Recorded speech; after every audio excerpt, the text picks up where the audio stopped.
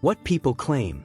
In recent years, the internet has resurrected a strange idea that a massive, advanced global empire called Tartaria once ruled the world and was deliberately erased from history. According to the online myth, Tartaria built the greatest structures on Earth, from the pyramids to the Capitol building, using technologies we supposedly no longer understand. The theory claims that ornate architecture, domes, towers, and star forts are too advanced for the cultures that built them and therefore must belong to a forgotten supercivilization. Many Tartaria believers point to old maps labeled Tartary and assume these maps prove the existence of a unified empire stretching across continents. Others insist that a global mud flood buried entire cities in the 1800s, wiping out Tartaria and leaving only the tops of buildings visible. Some claim Tartaria possessed free wireless energy, using towers and spires as antennas to power entire cities without fuel.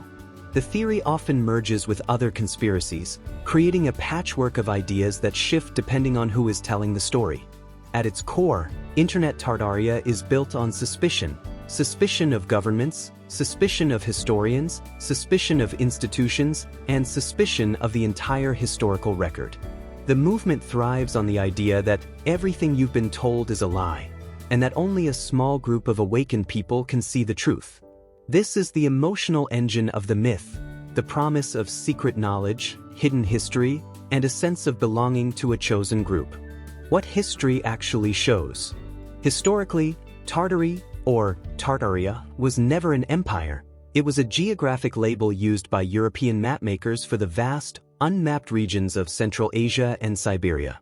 It functioned the same way early maps used labels like Ethiopia or Arabia, broad, imprecise terms for regions Europeans didn't fully understand.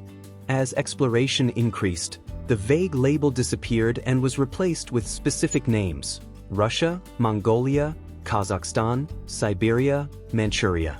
There is no record of a Tartarian government, currency, language, military, or culture, nothing that would indicate a unified empire.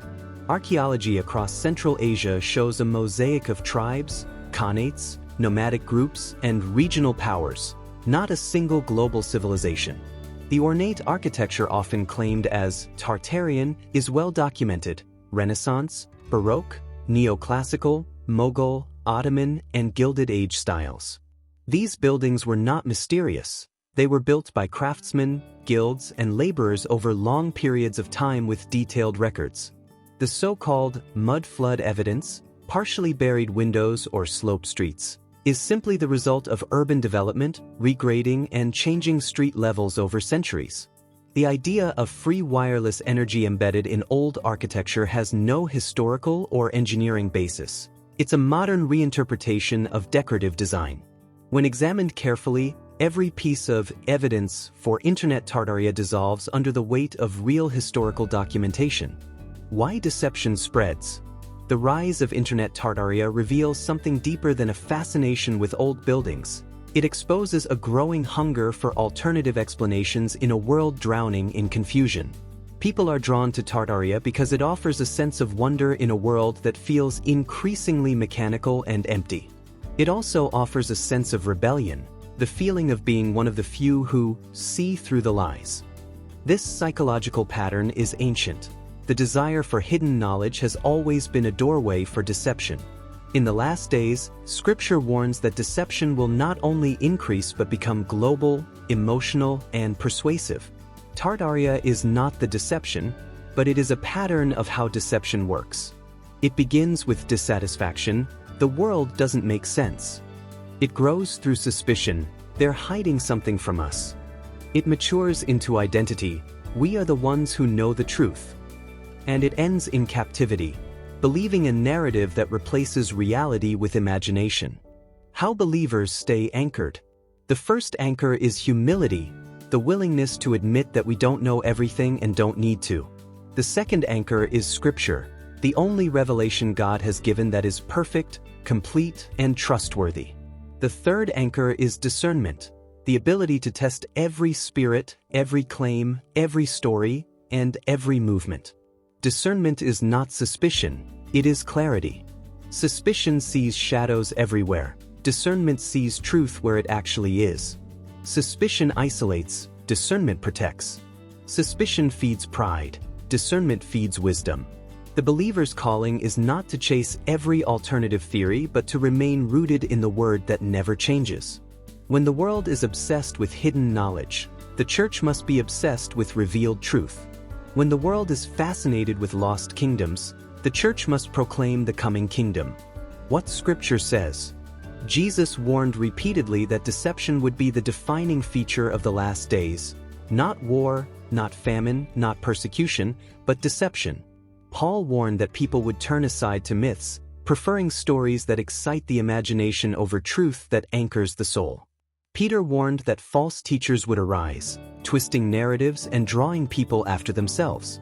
John warned that the spirit of Antichrist works through counterfeit revelation, false knowledge, false history, false light. The Bible never tells us to chase hidden knowledge. It tells us to guard the truth we already have. The enemy's strategy has always been the same: distract, distort, and deceive. Tartaria is not the deception, but it is a training ground for the kind of thinking that will make the world vulnerable to the ultimate deception. The Antichrist will not deceive the world with facts. He will deceive it with stories. He will offer a narrative that feels true, sounds true, and looks true, but is built on sand. The church must be ready, not by mastering conspiracies, but by mastering the word. Final prophetic charge.